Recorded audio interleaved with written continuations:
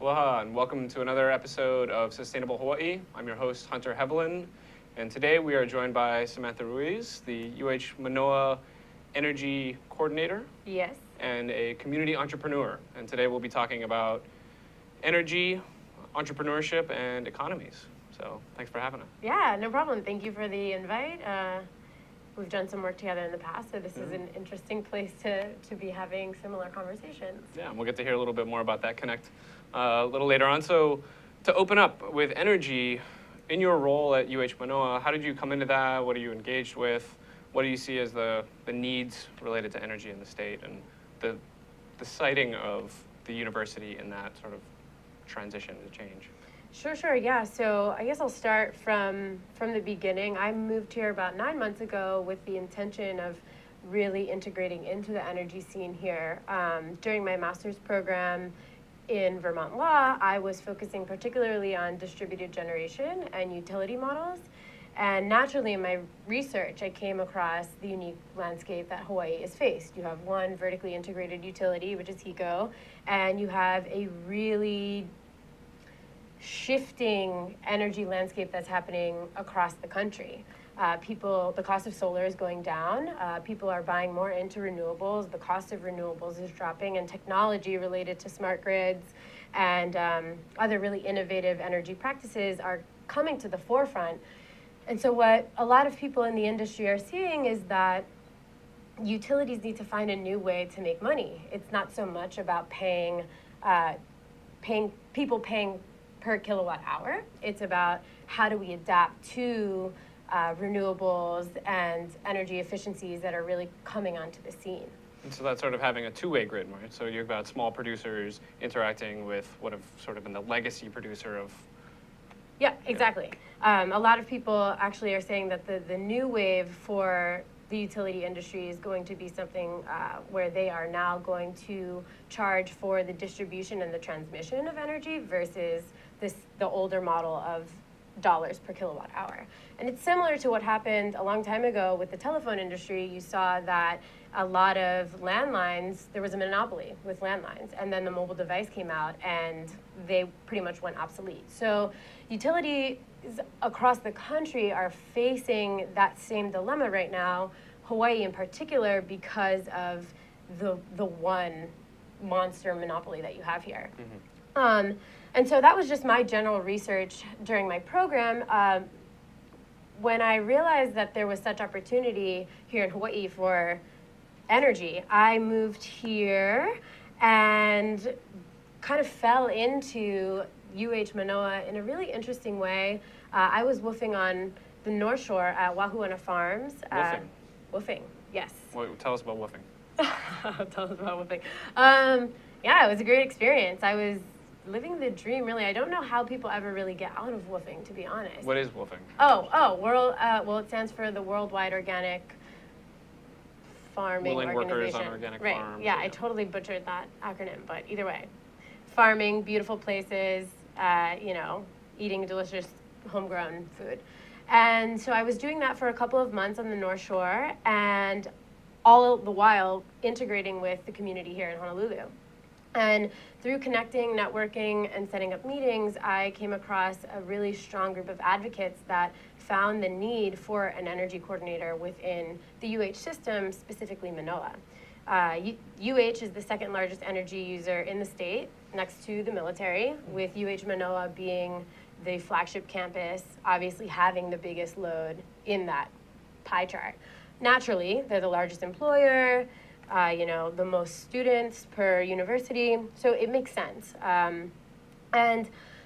My position at the university is to particularly facilitate conversations around some of the past energy initiatives that have taken place at the university, and really help to move along a lot of the work that people in the institution have been doing for a really long time. And it actually is an extremely humbling experience because the people that I work with have really been pushing and advocating for this type of work for a really long time. And until now, I think, there has been somewhat of a changing of the guards where everything they were pushing for, energy efficiency, benchmarking, rebates related to energy programs, plug load management systems, those things are all coming to light now. And it's more of a reality than it ever has been before. So that's one side of my position with the university. And then I've also been charged with creating a culture of conservation for students to really rally around the idea of energy conservation, what it means to be a conscious individual on the campus. And in doing that, I've created a campaign alongside, I've recently partnered with the Center for Future Studies and created a campaign called Energy Futures, with the hope that students will recognize the opportunity and the potential for UH Manoa to really be a leader and innovator in the energy sector as a university. So are there opportunities then to look at a smart grid system at a university scale or at a campus scale, or are there sort of distributed generation that can be happening, say, with like microgrid systems, even within just the UH Manoa campus? Yeah, I mean, I don't want to get too into it, but UH Manoa is actually working on that particularly. HNEI, the Hawaii Natural Energy Institute, recently charged a group by the name of GridStart to look at the ability to really handle the power flow of the campus and distribute it equally enough so that people are responsible for the energy that they're using and it's managed in a more efficient way, which essentially is a microgrid. Finding ways to reduce peak loads in certain parts of the university and overall reduce your cost. So that would be things with addressing our famously cold libraries and famously hot other classrooms? Or? Yeah, I mean, I would assume that that's definitely one of the main things that will be addressed. It's all really heavily integrated. I don't want to get too technical, but yeah, that's one thing that I'm assuming will change. So with Energy Futures, then you're engaging the student base to sort of be doing like a forecasting of what the university's energy profile could look like, or how does that sort of tease out? So that's really being hashed out right now with the Center for Future Studies. They have 4 archetypes that they forecast for what our futures can look like into any particular issue, whether it's food, energy, waste, water, whatever the issue may be. They put certain algorithms and methods in place to see what could possibly happen. And so right now, Energy Futures is mainly looking at 2 of those. I think it's going to either be this utopia or collapse scenario. Pretty extreme. Some polar decisions. Right. Starting there, we don't want to make it too complicated for the students. Make it as easy, digestible, and clear for them to understand the stark differences in the choices that they make on an everyday basis. It's either free energy or the Stone Age.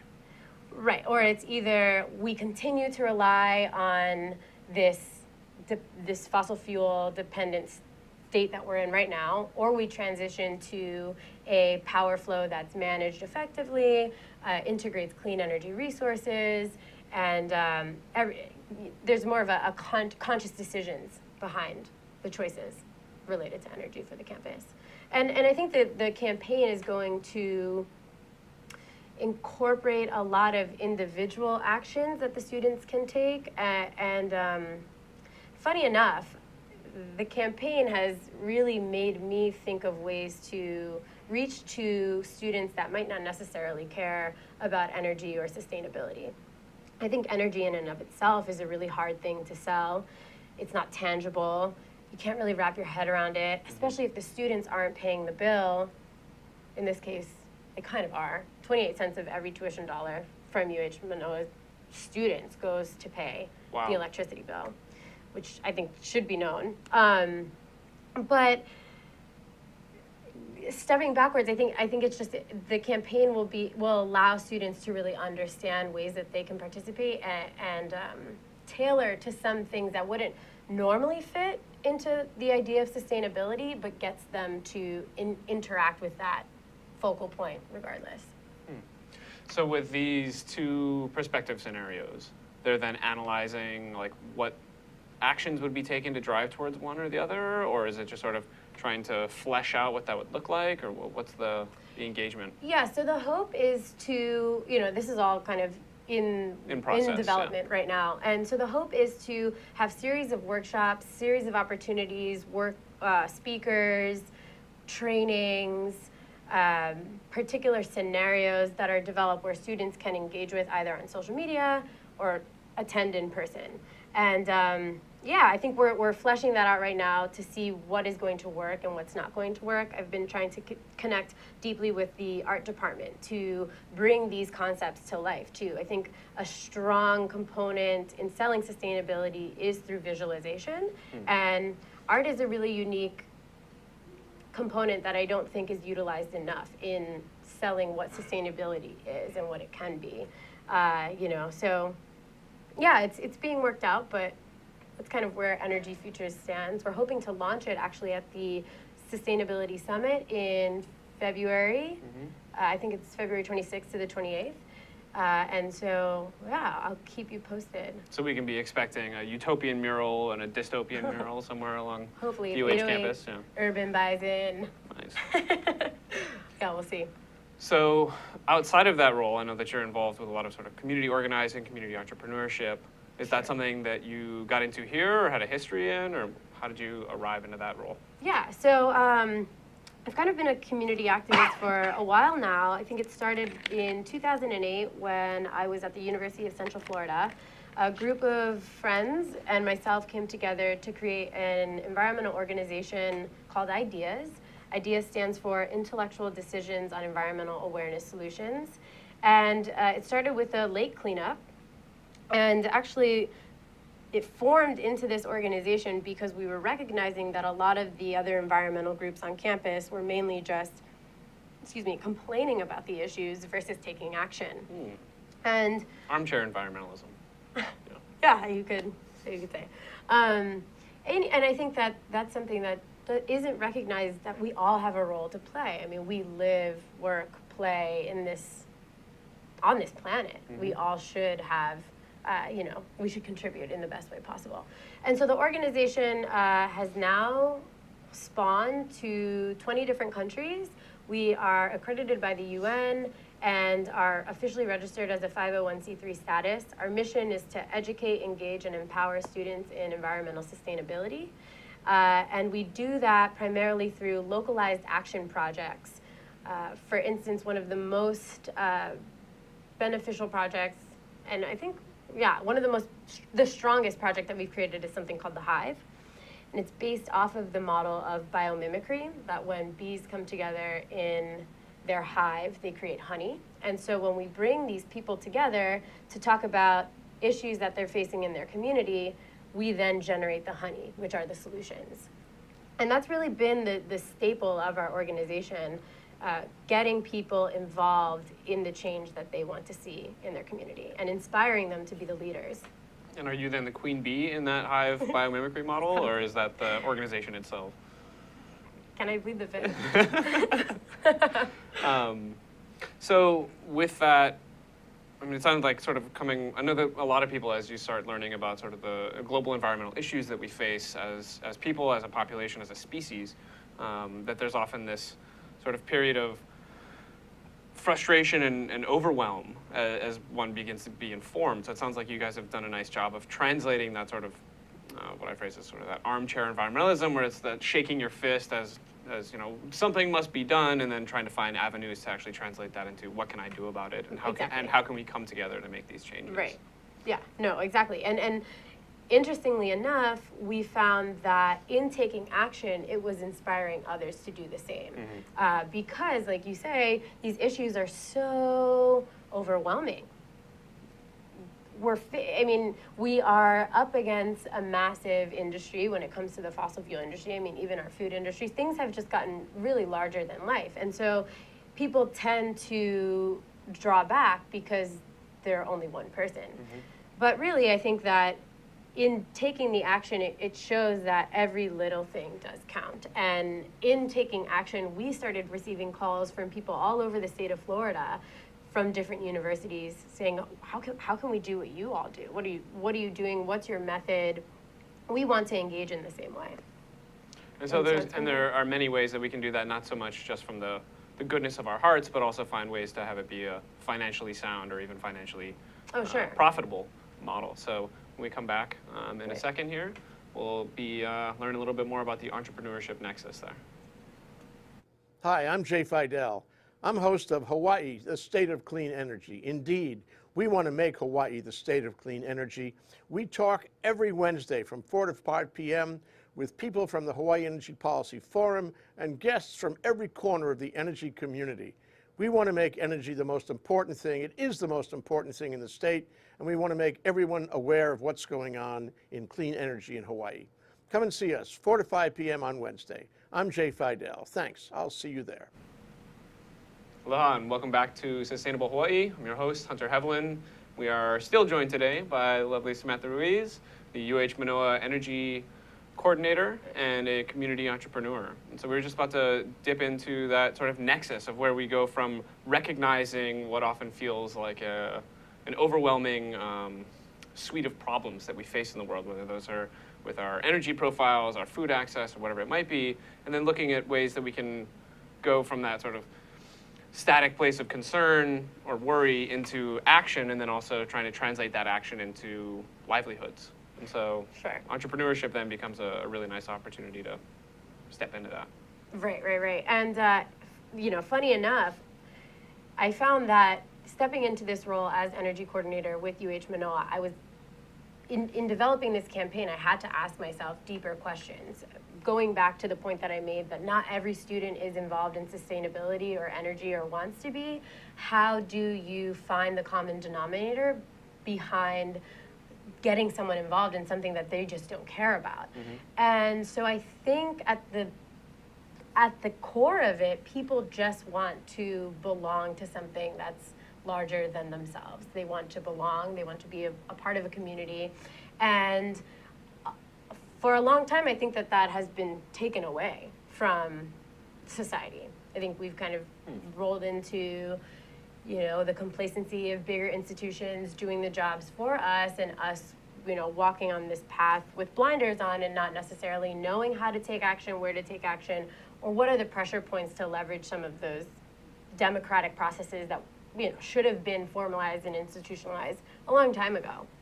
And so, the Energy Futures has sparked this new wave of activism, for me at least, to incorporate people into the design of their community. And it's a term that's trending all over now. It's something called participatory design, and it's getting people more civically engaged with their place.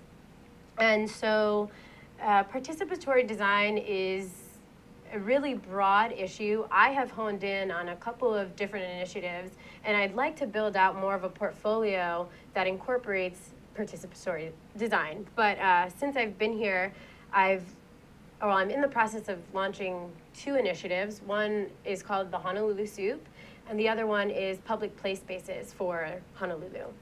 And it's really a part of a larger picture of what is now called the sharing economy. Where do you want to start? So you're then essentially acting as this social entrepreneur, this community entrepreneur.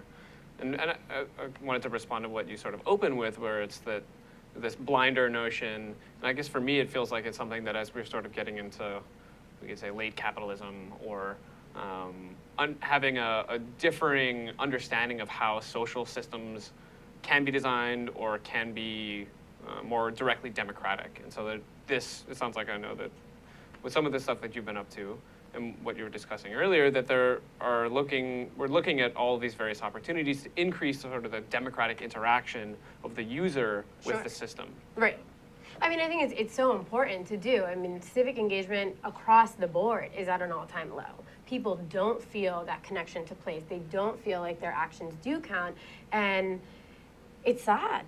I mean, we have so much power, the power of the people. It's been something that has made insane revolutionary changes for so long that I think it's something that deserves to be reinvigorated. And so I'll start with the Soup. The Soup is an initiative that was started in Detroit, but it falls into this idea of participatory budgeting, which is a different way for people to engage with the government, but also have more management on their city budgets. And so the soup is a mechanism to show legislators and elected officials that this is the type of democratic leadership, or in some sense, it's even the democratic ownership that their constituents want to participate in. And so the soup, it's cool. I have a tagline for it. It's you decide, you propose, you choose. And what it is essentially 3 projects in the community that wouldn't normally have access to funding. They have 6 minutes to pitch to the community, who from the start gives a donation of $12. That $12 is then split. 2 of the 12 goes to support the chef who created the soup. 10 of the 12 goes into a community pot. The presenters present. They have to answer 4 questions from the audience. And at the end of the night, everybody gets a vote. Simple as dropping a piece of paper into a hat, tally the votes. Whoever has the most votes at the end of the evening then gets that community pot to put towards their project. So sort of like a crowdfunding in a sense, except the crowd is actually all in the room. Right. Yeah. And I think that that's actually why it is so successful, because there is a tangible connection. It's that sense of belongingness that people want to feel a part of in one place. And I mean, And from what I recall, the soup was also very delicious. I know. Was Coconut certainly- ginger? It Yeah? was amazing. So good. I didn't actually get to try it. But I had a taste. It was well worth it. I trust it. Yeah, I mean, the energy, the first one was hosted in the beginning of December, and the energy was incredible. I mean, we had over, I think it was about 50 people show up. We've raised about $500 for a really great agricultural project in the community, and our next one will be on the 14th of January at Fish Cake. So I just opened up applications for people to apply. If anyone has a project, it's there. Okay, so how could they find you? They find that? They can find that on the Facebook group, I would say. The Facebook group is Honolulu Soup, and the application is through Google Forms. So, yeah, it's a simple application. It's nothing too crazy. I think the basis of the projects that are selected is that they are doing good work for the community already, and this micro grant that they'll provided will help continue that. So. Sort of interesting. I've thought over the years that I've termed crowdfunding as the new barn raising, right? So in many communities around the world, there are different mechanisms that bring people together. So in Haiti, it was called kombit. And so it'd be the whole community comes together and you're working on a particular project. And it's not going to directly be benefiting you necessarily, but it's supporting your neighbor, your neighborhood. In Peru, it was called a faina. And so in a lot of different communities around the world, there's some version of what, we could say from the Pennsylvania Dutch, or sort of that barn raising ethic, where you're going to come around to support a neighbor in a particular project that requires more hands or skills than they might have in-house. And so that I felt like maybe speaking to what you were getting at earlier, that sort of that siloing of ourselves away from sort of a closer connection with community or with place, that then we have this crowdfunding platform whereby we can be interacting and be supportive monetarily, at least from afar, with programming that we support. And so now this is a mechanism to almost like bring that platform then back into our communities to further engage, where we're still working from that monetary aspect, but then we also now have a personal connection with these people where we can go out and volunteer and whatnot. Right, the accountability is there. And I mean, this isn't a new concept. Participatory budgeting actually started in 1989 in Porto Alegre, Brazil, and now it's at over 1,500 different municipalities all over the world, with Boston, New York City, the city of Vallejo in California, and Chicago really leading this initiative and institutionalizing it by creating bills and resolutions saying that this is the type of management that we want to have as a place. And there was also, I think, participatory budgeting is now up for discussion, or maybe it was even voted on possibly in Paris. Oh, really? Yeah. Oh, that's And so I wouldn't doubt it. So that participatory budgeting process, what does that look like in action in any given municipality? Yeah, so the way from what I understand, what happens is that there is a specific budget that elected officials have that it's called discretionary funds, and the discretionary funds is split out into 2 different tracks. I think it's capital expenses and I'm forgetting the name of the other one, but they allocate capital expenses to these small working groups of people in their community that then come together in a forum such as the Soup. I don't know if the Soup is provided, but they come together and they discuss where they want their money to go. So is it towards community gardens? Is it towards improving our road systems? Do we want a bike path? And this is using tax dollars. Yeah, this is the tax dollars, exactly. And you know, funny enough, it just seems so simple. It seems like that's how things should be done. So it's just interesting that now it's sidling back up starting next to democracy again. Yeah. Right. So yeah, better now than never, right? Yeah. I mean, I know that from my experience at the Soup event, it was lovely just because of not just the food or the presentations themselves, but also just the group that it brought together. Was a lot of different people from different backgrounds that have a variety of interests and skill sets that are all passionate about trying to make the world a better place. Yeah, no, and actually that was one of the main reasons why I thought that this model would do so well here. You know, when I first moved here, I was really excited to push some of the programs that Ideas has done in the past into this community. Interestingly enough, all of those gaps that I thought would naturally exist here were being filled. Honolulu has an insanely diverse group of people with an entrepreneurial spirit, and it's extremely inspiring. So coming across a model like the Soup only seemed to be a natural fit because everyone here is doing such great work. What's the one thing that limits progress?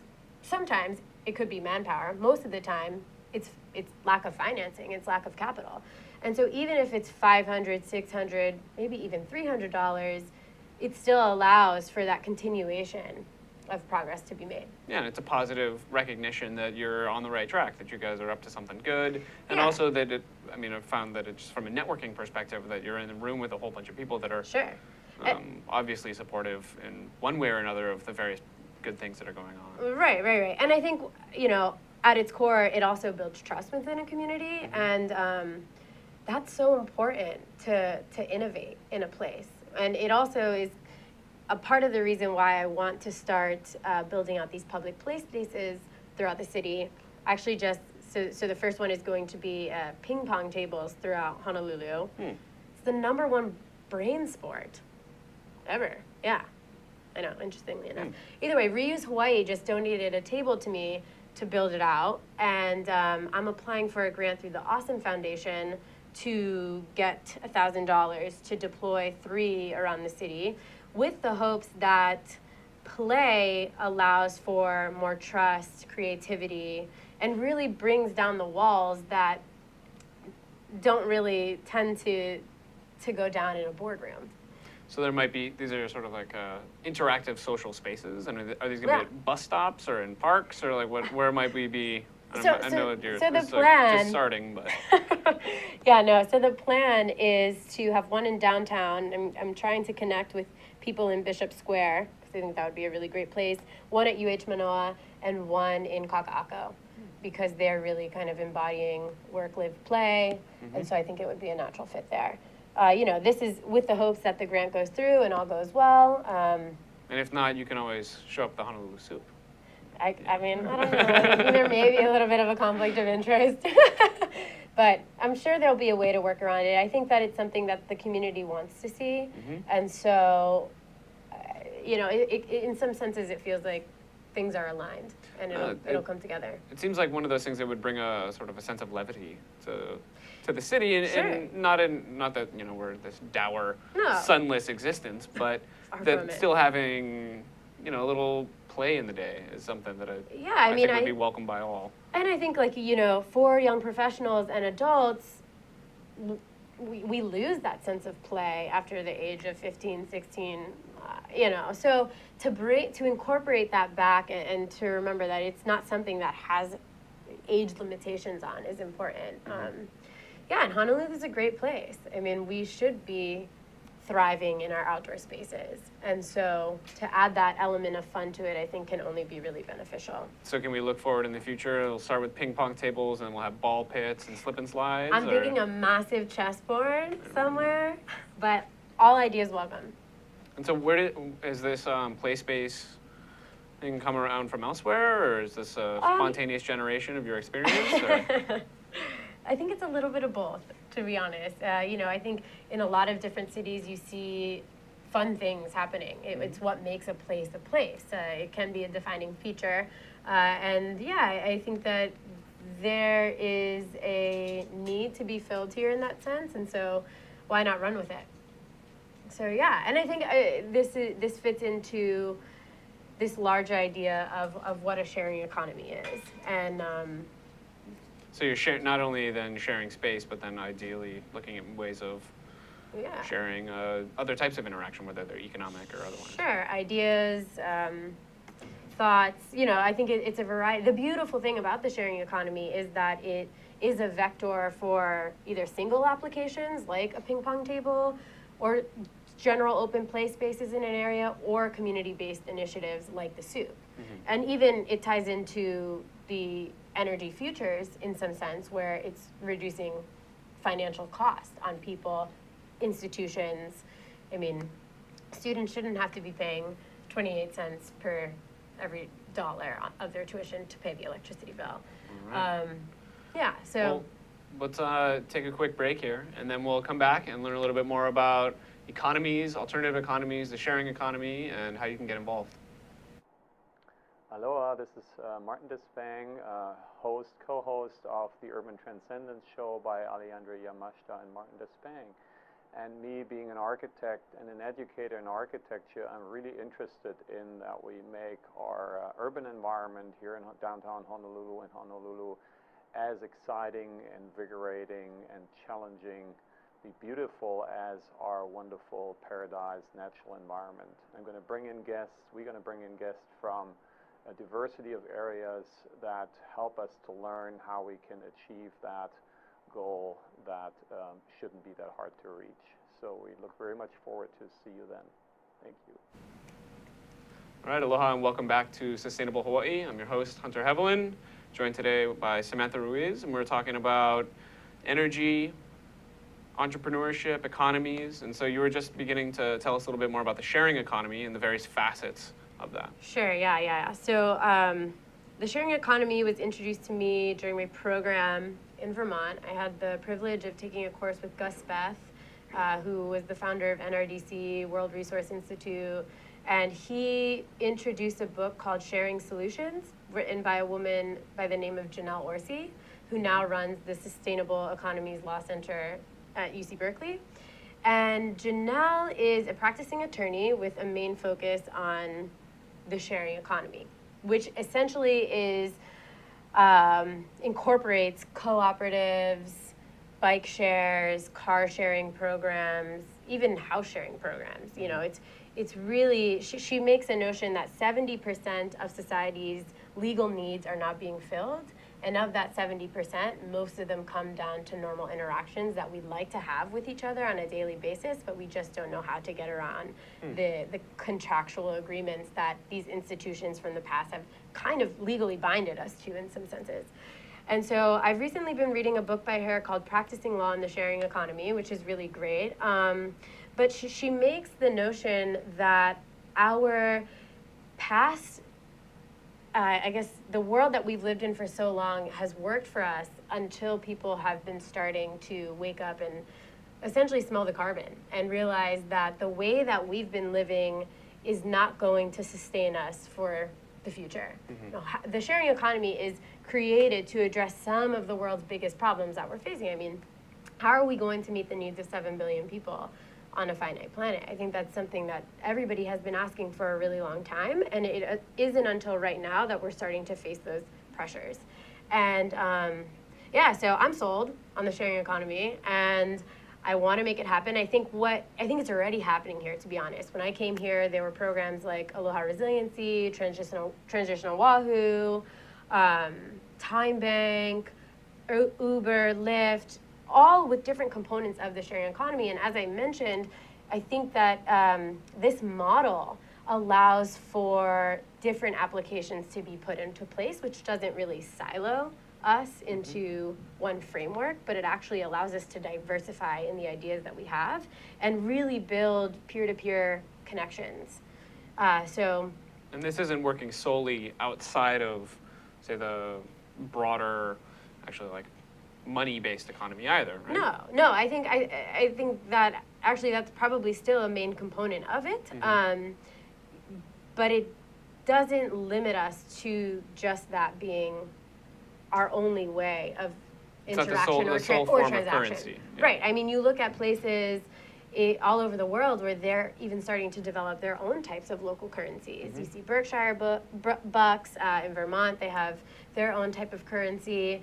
Pacific hours and yeah. And so it's something that is developing, and I'll just say that, I'm extremely grateful to be in a place where people are tapped into, I like to call it the same conscious pool, where they get it, they understand that this is the need, that this is a want of the community members, and are really pushing forth on initiatives that are a bit cutting edge and untried, untested, untrue, but are willing to take that leap. So for those that are interested in dipping a toe or even just taking a cannonball into that conscious pool, what are some good resources or opportunities to connect, to get more information or to invest their time or dollars? Sure. So I would say to check out the Post-Carbon Institute. They're a great resource for a lot of energy resiliency community initiatives.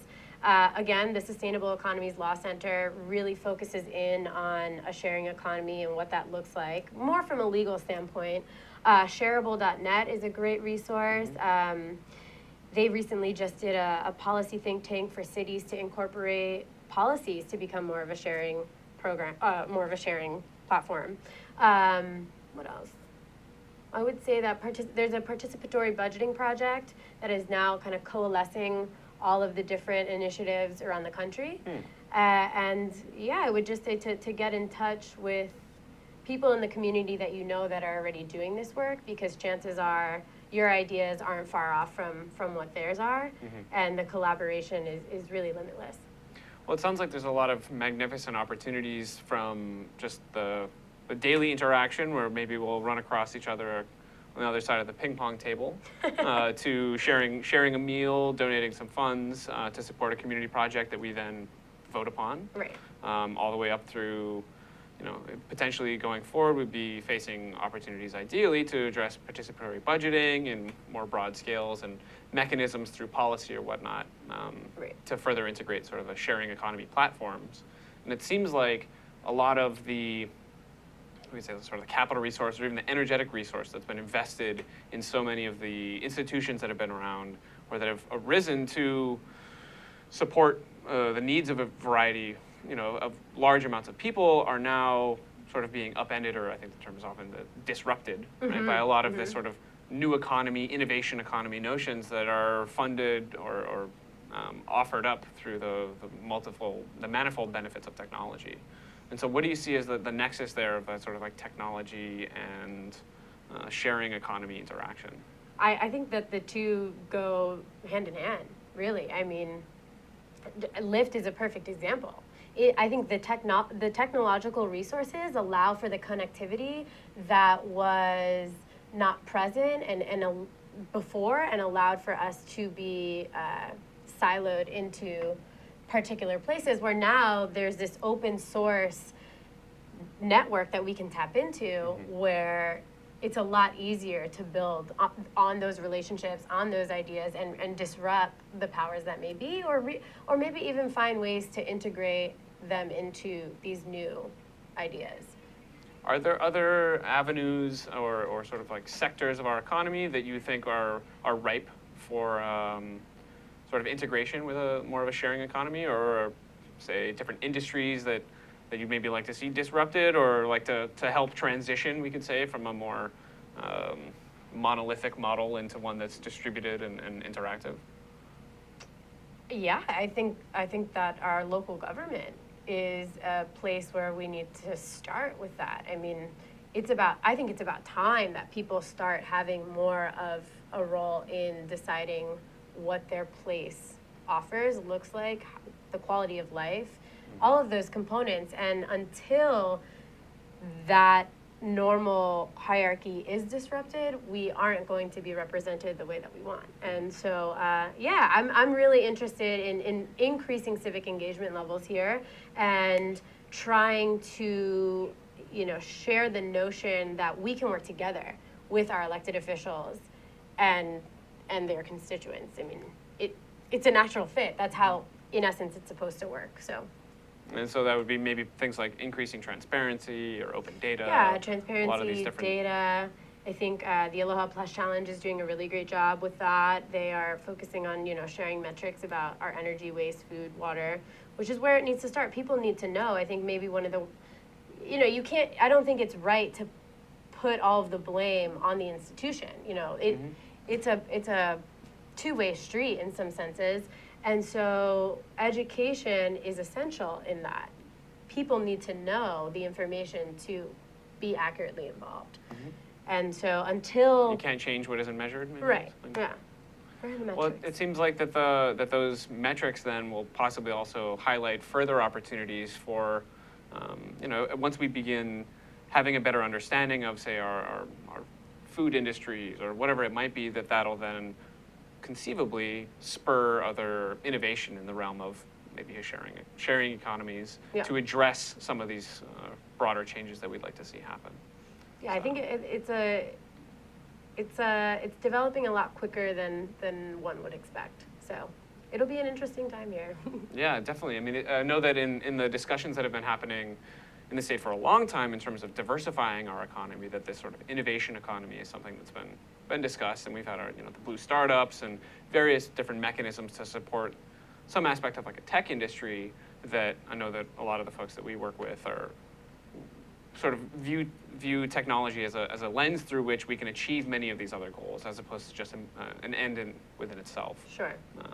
So I think that there's a significant opportunity, particularly if we can get the sort of agglomeration economies that come from the different startups and businesses, and if we're able to find mechanisms that allow us to stay here and continue to work together. So I definitely hope that continues to blossom in the future, and I imagine that Soup and play spaces and the Energy Futures programming will have a big hand in that. I hope so. Yeah. Well, thank you very much for joining us today. Yeah, thank you for having me. Yeah. Well, we've had another lovely show of Sustainable Hawaii, joined today by Samantha Ruiz, the UH Manoa Energy Coordinator and a community entrepreneur. Thanks again for watching.